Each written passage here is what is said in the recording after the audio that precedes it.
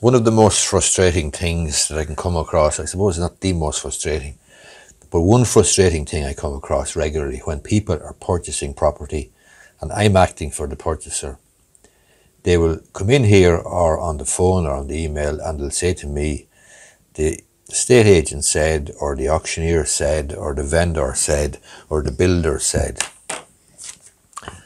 And I have great difficulty explaining to them that you cannot rely on what the builder said, or what the vendor said, or what the estate agent said.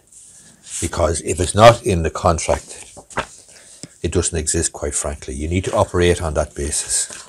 And the reason for that is because there's a special condition in most contracts for the sale of second-hand property, and indeed new property in Ireland, but certainly for second-hand property.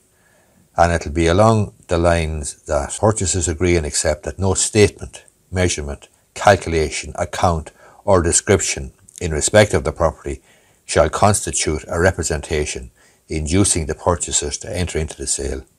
This agreement sets forth the entire agreement and understanding between the parties in connection with this transaction.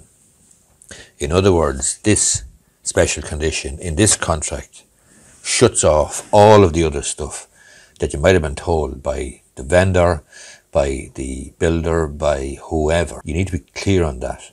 If it's not in the contract, if the representation isn't made in the contract or in the course of correspondence between the solicitors, then you simply cannot rely on it.